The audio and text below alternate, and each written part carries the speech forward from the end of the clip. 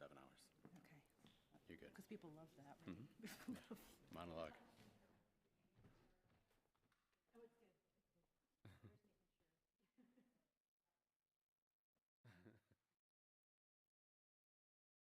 Hi, everyone. Welcome. I'm Colin Mathis. I'm the gallery director here at Parkside. I'd like to thank you all for coming. And today we get to enjoy a presentation by Leslie Smith, who is our current artist in residence in printmaking here at UW Parkside, which is a program that's supported by the Osborne Skekik Foundation as well as the College of Arts and Humanities. So we're real fortunate to be able to get a new artist come in every year and work in printmaking and just be around the students and faculty. And a reminder, tonight there's going to be a reception for Leslie's exhibition called Unconformities, which is on display in the Foundation Gallery, and that reception will be from 4 to 6 p.m. tonight. Foundation Gallery is right at the end of the hall as you walk to go get coffee, right before you go up a ramp. But before she comes up, I'll tell you a little bit about her. Leslie Smith is a printmaker and book artist who holds an MFA in Book Arts from the University of Iowa Center for the Book, an MLS in Library Science, and an MA in Spanish and Latin American Literature from the UNC Chapel Hill. She's participated in artist in residencies at Penland School of the Arts, Art Print Residence Barcelona, and the Folger Shakespeare Library. Her books and prints are held in public and private collections, which include the UCLA Biomedical Library and the Smithsonian Libraries. Okay, please welcome Leslie Smith.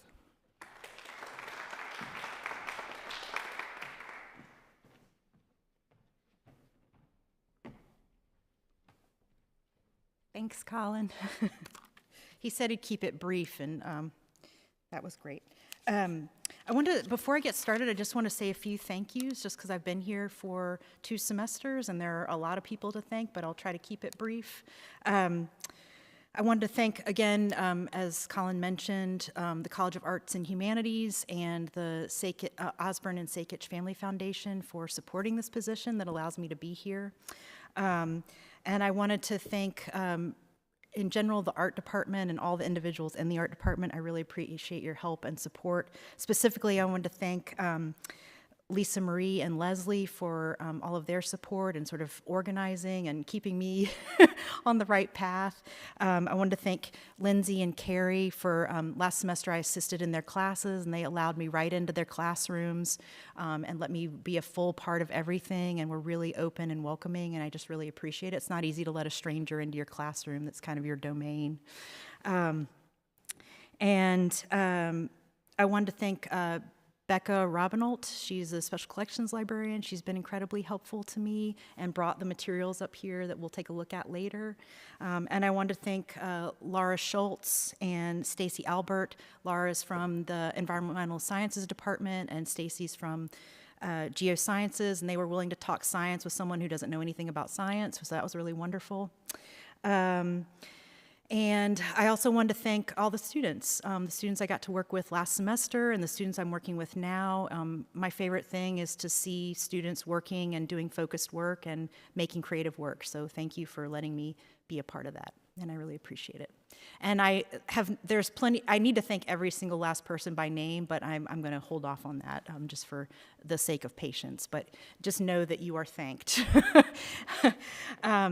So yeah, let's get started. I'm going to talk for probably 25, 30 minutes, and then open up to questions. And if there are questions, great. And if they're not, sometimes there just aren't, and that's fine too.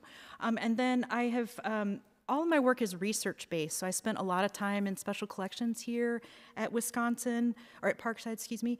And so I asked the special collections, I asked Becca to bring some of the pieces that I looked at. So after the talk is over, I would love for you to come up and take a look at these. They're geologic maps and soil maps, and they're extremely beautiful. And maybe Laura can explain what they really mean. To me, they just look beautiful. So please afterwards come up and spend time and really give attention to these things, because they're yours, they're here, and they deserve our time and attention. So anyway, that's that. So let's get this party started.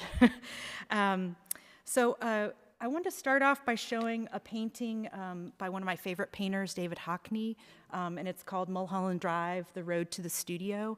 And this is sort of my invitation to you to come along with me and go where we're going. And it's a little bit of a promise that we will go somewhere. We won't just go nowhere.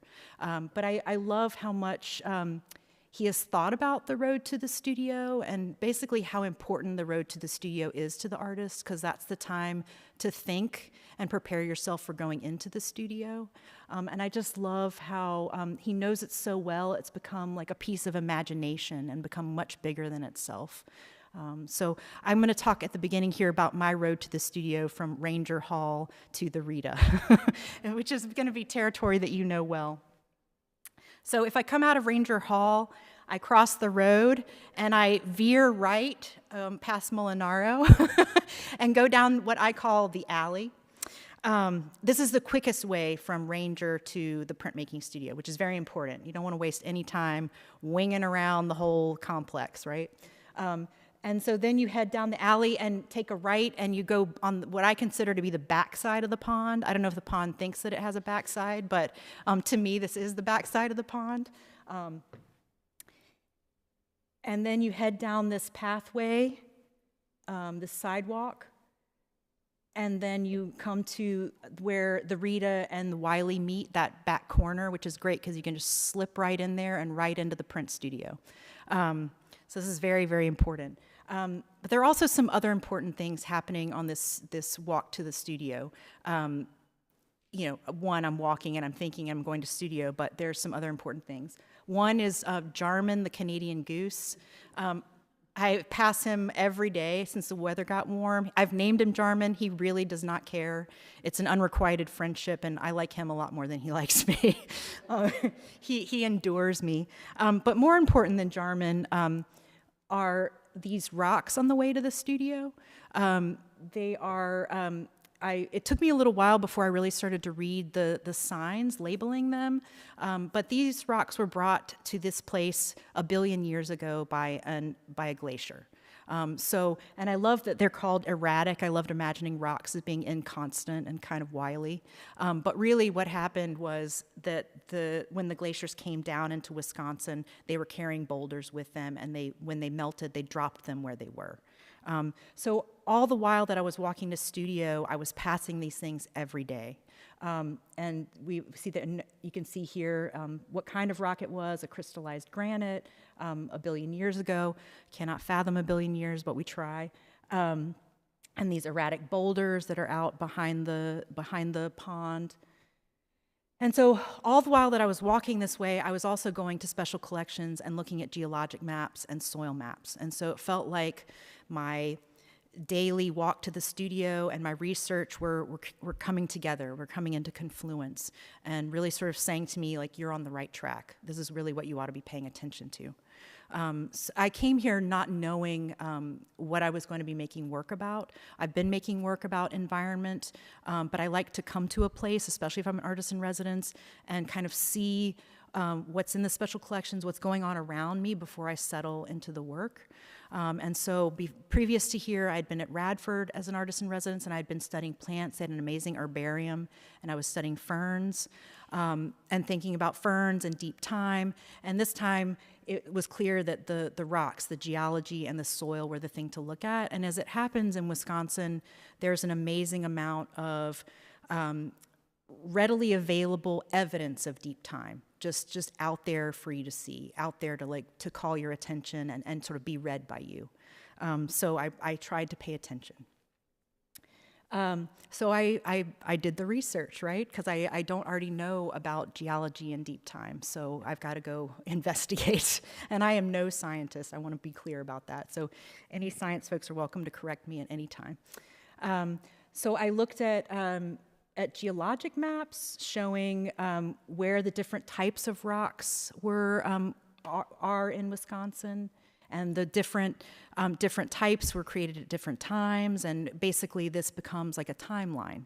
To me, it's sort of a beautiful painting. You know, you dip one brush in granite, and you dip another brush in silt, and you dip another brush in basalt. You know, and we're painting. But I know that these things are actually rocks, and they come from different eras, and they really do talk about time. And they show all the legends and how we think about mapping all of this. And also thinking about where I am. I'm in Kenosha. I'm in Wisconsin for the first time. I'm from North Carolina. I've had my first Kringle very recently, last semester, thanks to the students in Cary. I still haven't had a cheese curd, but I'm going to get there. So thinking also about where I am and what does that mean,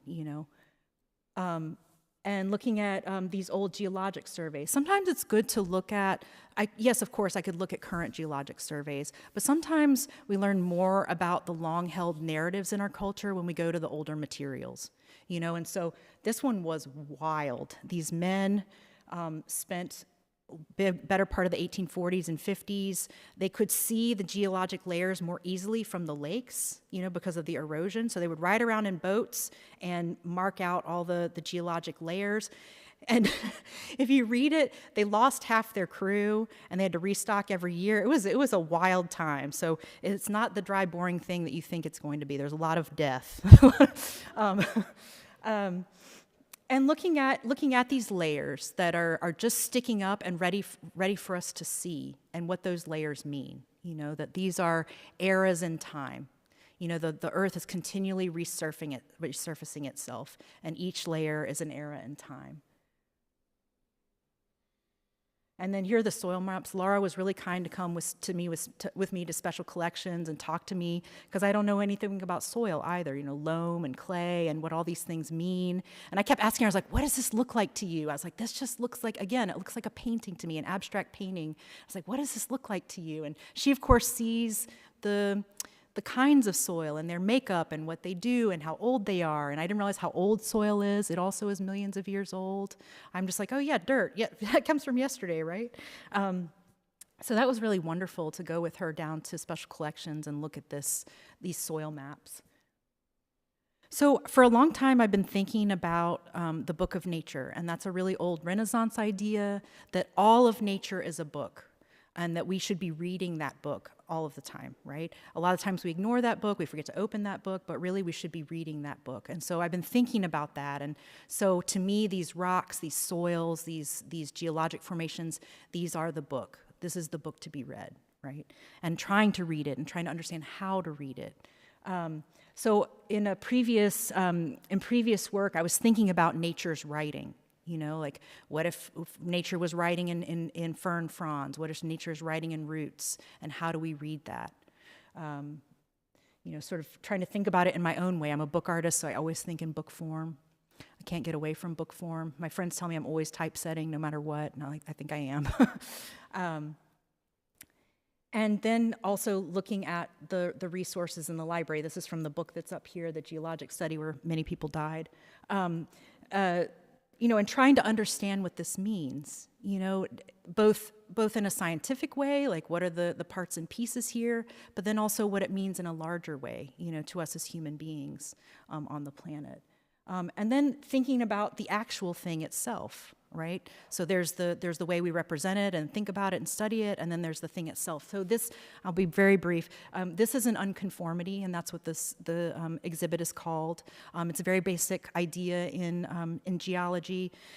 Basically, the Earth is constantly resurfacing itself, right? And with each layer, the lower layers get pushed down, and under that pressure, they break and flip upward and jut upwards.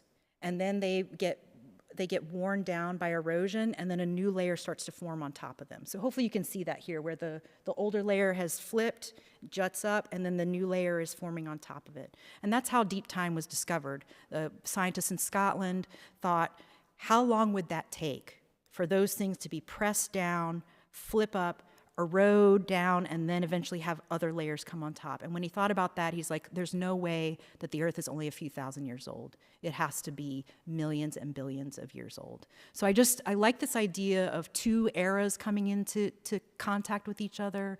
I like this idea of this slowness, this longness, and I like this idea of trying to read this language, in the way that I can.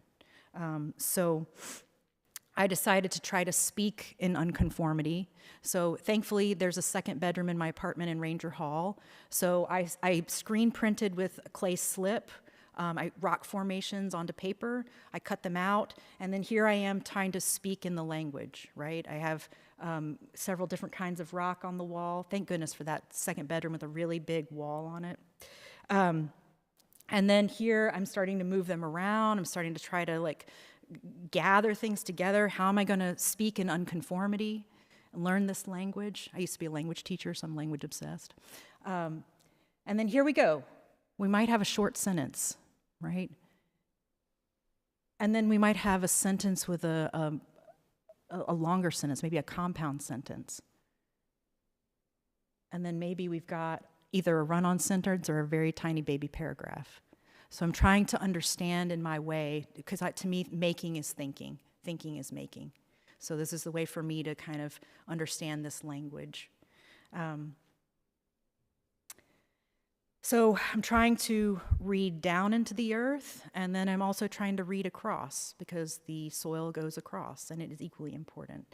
So I was looking at the soil maps, and again, it feels like a painting to me, that the earth is painting in all these different kinds of soil along the surface. There's splotches and where it's poured out generously, or when it's just a tiny dot or touch. And so I made a book that sort of thinks about this long and across, and this long time. And then I also added soil to the mix, because I've started to add reading spaces into my exhibits. This is an exhibit I had a couple years ago at Aramont School of Craft. And usually in my reading spaces, I put books, but this time I thought, if we really are supposed to be reading the book of nature, then let's read the book of nature. And so I put soil, and sort of how can we read this? And what does it mean to read it? Do I read it like a scientist? Do I read it like a gardener? Do I read it like an artist? How do I read these things? And what can I get out of it? What can I really understand? And yeah, just wanting to, instead of reading about nature in a book, let's just read the text itself. I wanted to bring in some of my older language that I use. I work a lot in symbols, so I wanted to bring in some of my older language that I use a lot. I wanted to think about what prevents us from reading the book of nature. There are so many things, but let's just think of a few. And what prevents us from really understanding it and having a true interaction with the book of nature. So I've been using sort of architecture and houses for a really long time in my work. These are as old as 2016, 2017. I think about the architecture of my mind as a pile of houses, usually a pile of one-room houses. I don't know, your mind might be more organized than that, but mine is just a tumble of houses. And in each house, some thought or memory is stored. Maybe they're rolled up like a canvas on the ground. Maybe it's piled up in a stack like a sink of dirty dishes. But in each house is a thought or memory or belief or something going on. So I wanted to think about that and think about sort of the sort of thoughts that we have that do prevent us, or the thoughts / narratives / stories that we house that do prevent us from reading the book of nature. So I made these. They're screen printed on mulberry paper, and then cut paper is laid on top. I've made an unconformity there. There's two geologic sort of eras meeting each other, and then all of these sort of thoughts and beliefs and stories are sitting on top and wired together. I feel like a lot of our narratives are wired together and feel very solid and complete, and like they make sense and have always been there, and are taking up all the space and hard to see around. So I really wanted to think about that, just beginning to think about how those things come together and basically sort of sit on top of everything. So yeah. And you'll see this series in the exhibit. I'm not showing a ton of the work because you're about to see the real thing. So, and then I wanted to bring in some new language. So I'm just starting, like I'm trying to understand, geology and soils and sort of deep time. And then I'm also trying to understand what prevents me from seeing these things more clearly. So I'm just beginning to think about those things. So I wanted to bring in some new language. So I was thinking about sort of as a culture, the narratives that we use to think about nature, that it's sort of a backdrop for all of our doings, that it's here to serve us and meet our needs, and sort of a mute and passive participant. So I was thinking about, and sort of it's something that we sort of have leverage over, that we kind of exert our leverage over and attempt to control. So I was thinking about in my life as an artist, where do I find that relationship? Like the most often, where it's the most notable. And I was thinking I actually notice it the most at the etching press. So this is the etching press in the studio, and I'm sorry there's boxes. I should have cleaned up before I took a photo. That's my fault. That's my mess. So just FYI.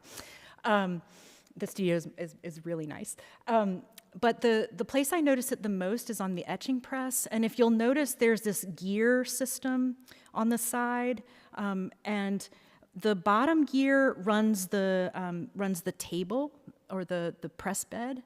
And the top gear runs the cylinder that runs over the press bed.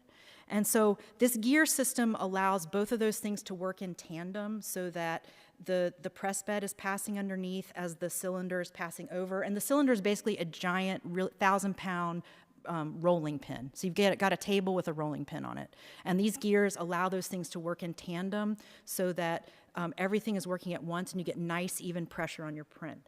The problem with this gear system is it dampens your sensitivity to the pressure that's happening. There's distance between you and what's being printed, and so you don't have as good a sense of how much pressure is being exerted. You have to look to secondary evidence. You have to look to impression in the paper. You have to look to the inking, and so there's this real distance. And so you gain this one thing. There's a real ease here. It's easy to print. You're not having to crank really hard, but then you've lost sensitivity. You've lost connection. You've lost kind of your relationship with what you've put down in the press bed. So to me, that was feeling like a lot of connection there with sort of attitudes towards the, and so I just wanted to begin to think in that language, begin to think about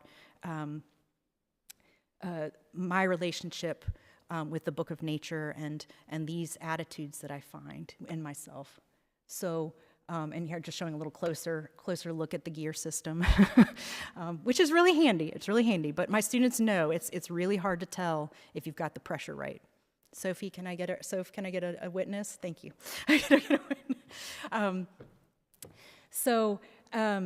This is me starting to think about these gear systems, starting to think about these systems that keep us away from the immediate, that keep us away from what's right outside, and what keep us sort of thinking about the planet as a resource just to be used and to be leveraged and to be kind of, what do I want to say? Just to be consumed, I guess. And so these feel like early in the system, like early in my work, because I'm still just in the process. Making is thinking. I'm still in the process of trying to figure out this language, and then where to go beyond that. Like then what's the new narrative? If we don't like this narrative, what's the new narrative? What's the new story that can be made? And I still got to get to work on making that for myself at least. But yeah, really trying to think through and speak in this language. What is happening, and really trying to notice that relationship. So, so the question becomes like, how do we read the Book of Nature? Like, what is the way to enter in and really read what's there? So, thinking about the path to the studio again. Told you we were going somewhere, and thinking about, this rock as many paragraphs about time, about the earth resurfacing itself, its systems that have been going on for a very long time that we're currently interrupting or covering over or inserting unusual things into, and really trying to think about how to read this, how to appreciate this, how to see really a universe inside a boulder, basically. So yeah, and that's it. Thanks.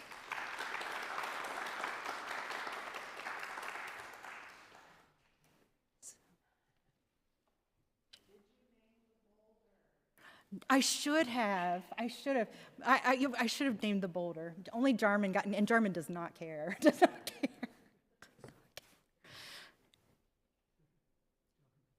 Yes. Is such a good name to start with. Yes. Because also a nice, I mean, it sounds like nice as in, like a nice. I know. I considered it as an exhibit title. I was like, that might be talking to me. That might be what we need to do. Yeah, it's wonderful. That information is really wonderful to have there. Yes. Oh, how do you get yourself out of a creative rut? Oh, do you mean, so you mean not a block, but a rut, like you're doing the same thing over and over again?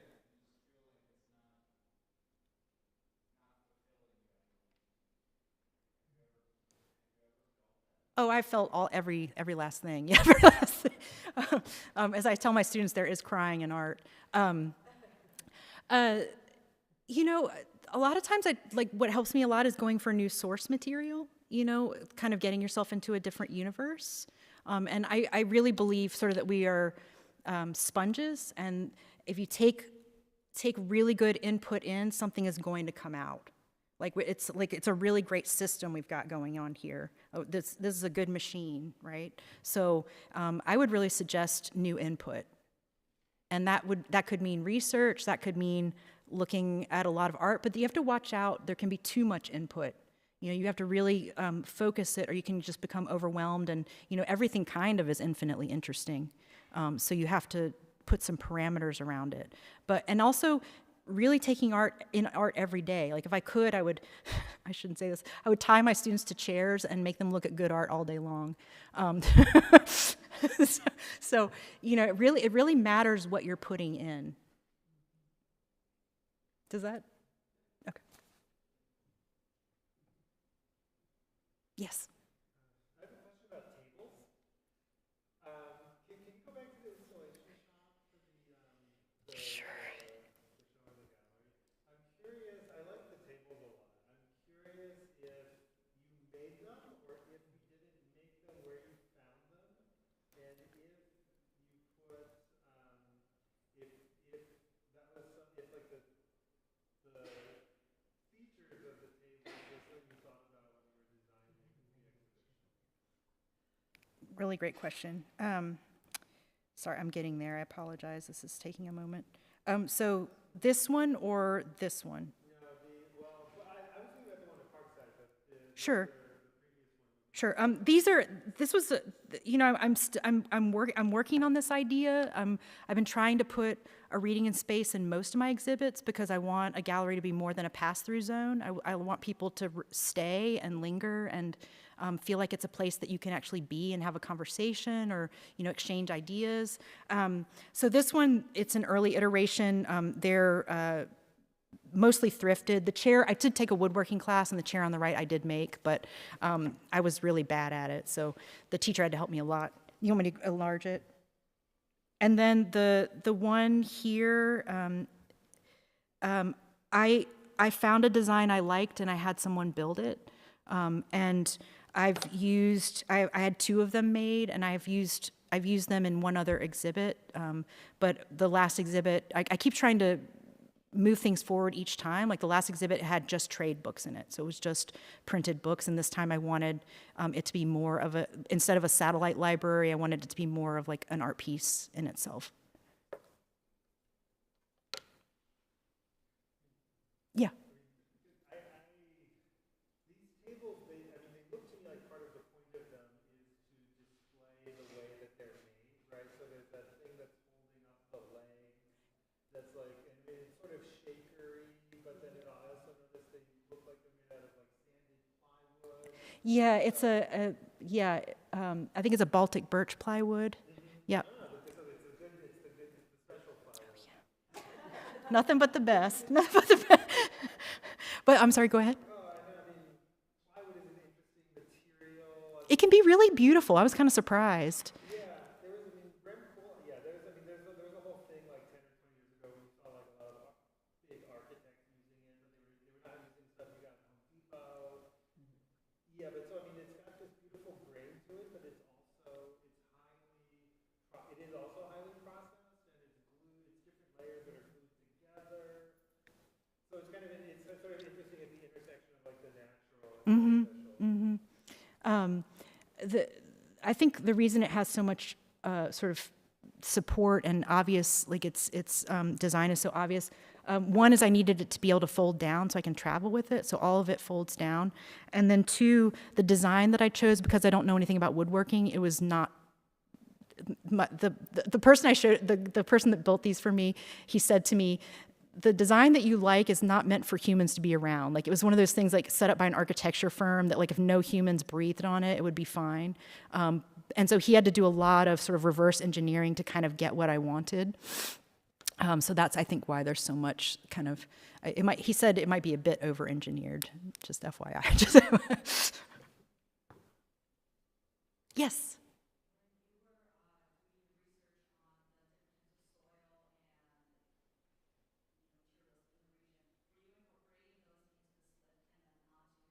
I should have. In retrospect, I kind of wanted a sure thing. I was like, I'm just going to work with clay slip because I know it, and I can get it from Lisa Marie. But the more I thought about it, I was like, oh my gosh, I should have been printing with the dirt outside. What is my problem? So I kept it. You helped me get a chunk of it, didn't you? No, it was someone else. Never mind. Someone helped me get a chunk of clay slip. So I was in there cooking with my pots, making up my stuff. Because I did want to be printing with dirt. That felt like it would help me understand. Yes?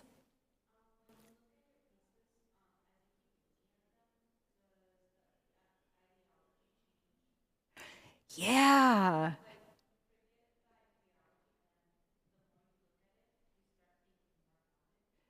Yeah. Yes, but I also find, like, I'm sure all artists find this, like, there's the idea you go in with, and then there's sort of how it feels during the making, and then there's what you think of it after, and then there's what you think of it years after. So the meaning is not, I've given you like a fixed meaning today, but the meaning is not fixed, right? It's ongoing and always changing. And that's kind of wonderful. Like, I feel like a lot of times I really understand it quite a while after the work is made. I'm trying to understand it now as best I can, but, I'll know more later.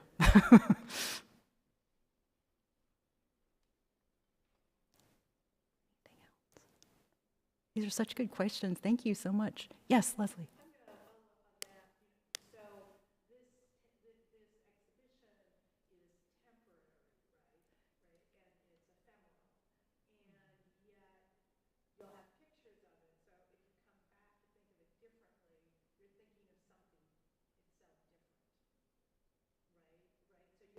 Is this kind of like a man never steps in the river?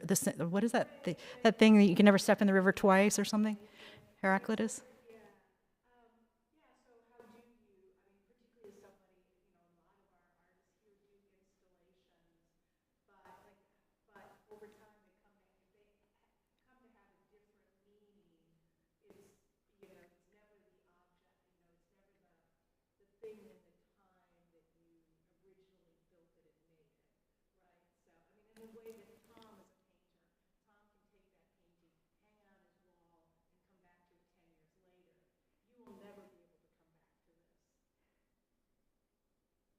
Yes.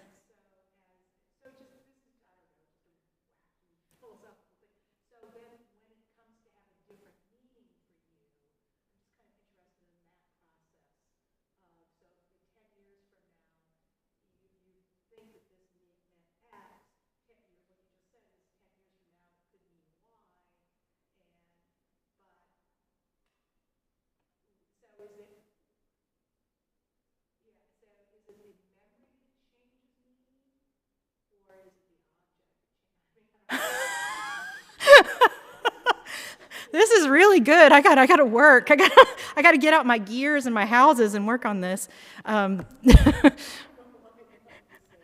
No, I like it. Yeah, kind of like you can't ever go back to where you've been, really. You're always different when you go back. Yeah. Um,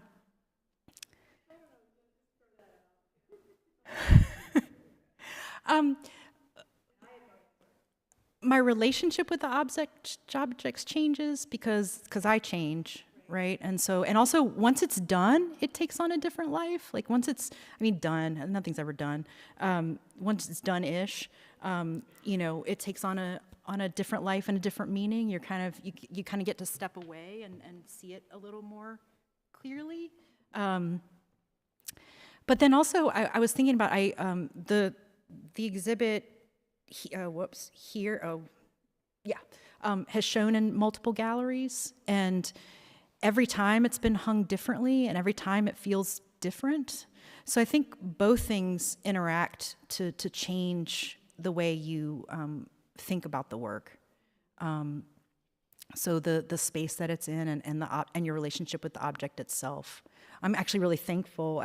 For this one, I've altered the work every time it's been shown.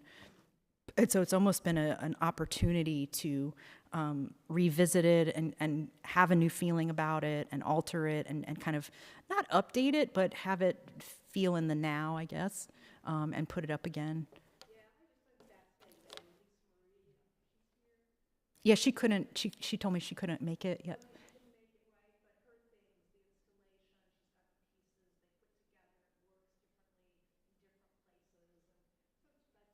Yeah, yeah.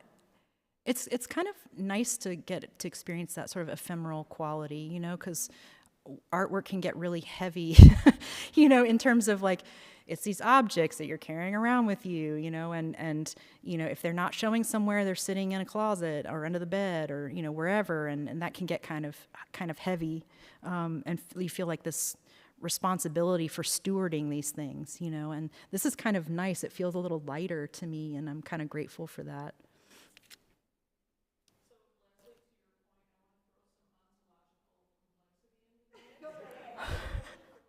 I don't know if I'm up to this. I don't know.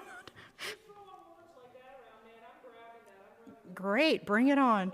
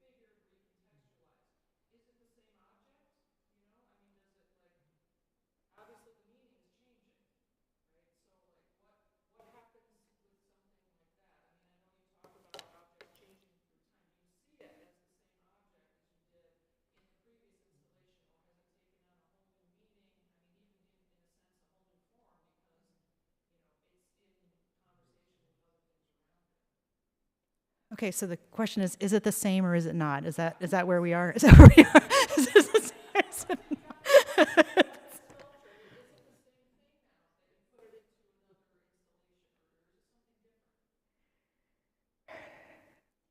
not?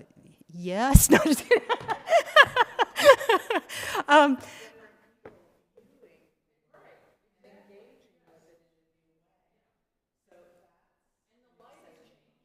Yeah, I really do think the space changes things hugely. I've been shocked when I've seen my work in several different places and how different it feels, how different it looks.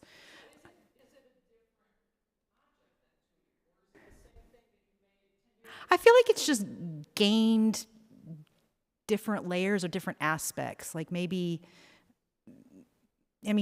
physically we know it is the same object. It's that same piece of Abaca paper that I like beat to death, right? So, but it's taking on other layers. Maybe it's sort of like palimpsest.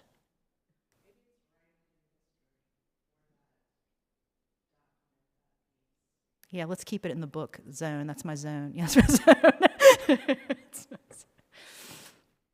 Oh, good questions. Man, y'all are really, really pulling it out.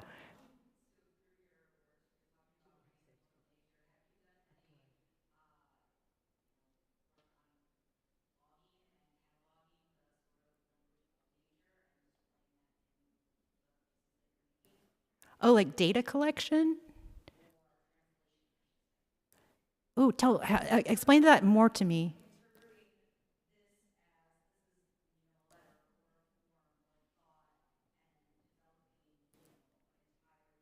Oh, like making a calligraphy out of nature's marks. Okay. I've done some, like I showed you those book pages. I've done some, but I wouldn't say like I've made an entire language and, spoken in it fluently. How about that? Yes, Laura.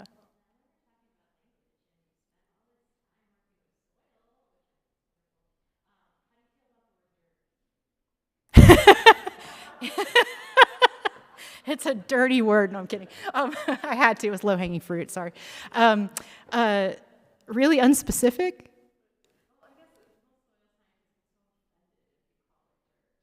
How do you feel about dirt? Okay, okay. Why do you like the word dirt?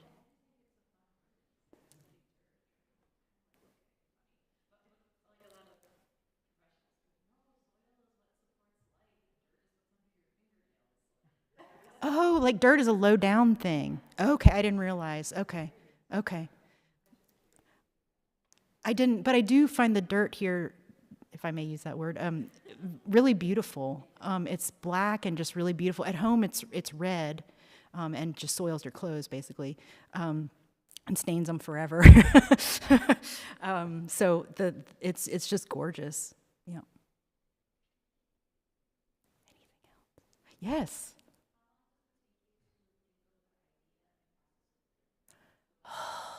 I feel like that's the longest part for me.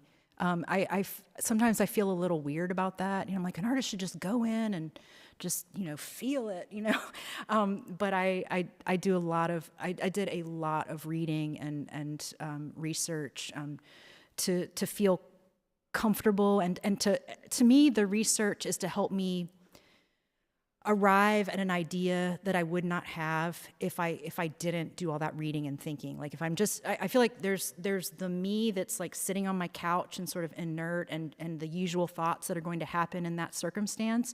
And then there's sort of the expanded version that can happen if I do a lot of research and reading and looking at good materials. And I can arrive at thoughts that I wouldn't have otherwise. And so that's mainly the goal, is to kind of get to these kind of outer reach thoughts. Yeah.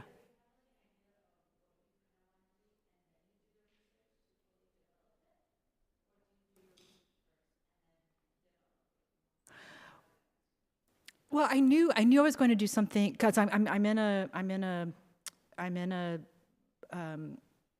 cycle, I guess I'll call it, or a chapter where I'm doing things about the environment. So I knew it would be related to that. I didn't know what I would, and I usually go to special collections first because it's a really nice limit, because there's the collection that is there and nothing else, and it's kind of like this nice puzzle where you go in and see what's there and what you react to and kind of what invites you to engage, and then get really into that. And so that's really helpful to me. Otherwise, it's like you can make anything about anything, and that's just overwhelming and kind of awful. So, I came here, and at first I wanted to, like I was rambling around in special collections for a while before I settled on this, and so I was looking at, I knew there was an airport nearby, and we had some collections from that, and so I wanted to look at aerial photographs of the ground, but y'all didn't have that, so I was like, okay, and I kept rumbling around, and then I came to these maps, and they were really engaging to me, and so I started to look into those, but I went down a lot of more dead ends than I'd like to admit, right? Because that's what happens. You haven't done wrong if you have to turn around. It's like I work with a writing mentor that helps me with my creative writing, and she always says, like, you have to do the bad writing to get to the good writing. and so I've got to go down all these side roads to get. So I spent a lot of last semester researching and reading and looking at soil and rocks and that sort of thing.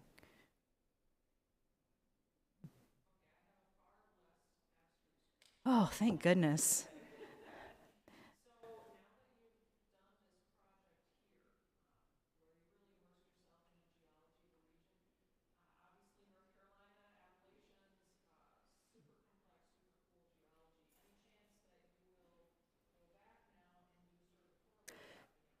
Yeah, and thank goodness, rocks and deep time are everywhere. So I'm like, okay, great, we got this covered. We got this covered. So yeah, this feels like part 1A. Yeah, yeah, yes.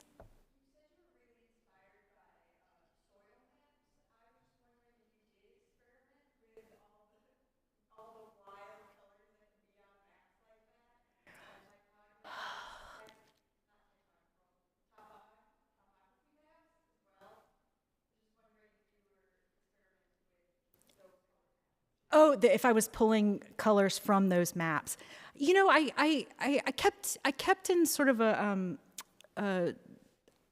I kept in kind of some of my usual shades.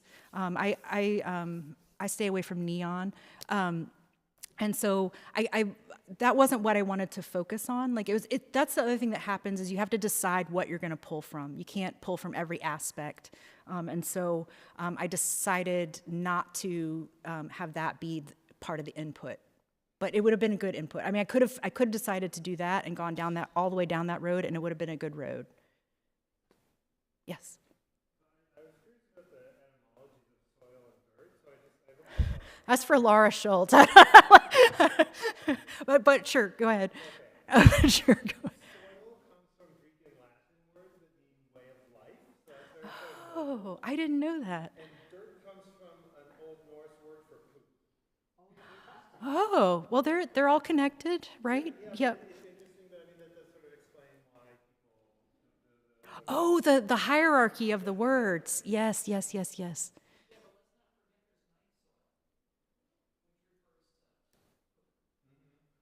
Oh, okay. Anything else?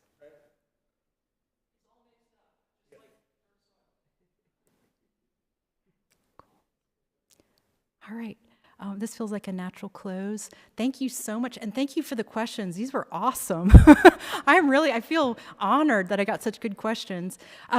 So please feel free to come up and look at all the materials and maps from Special Collections and really have a nice look at those things. And then I'll see y'all at 4 o'clock in the Foundations Gallery for the reception if you can come.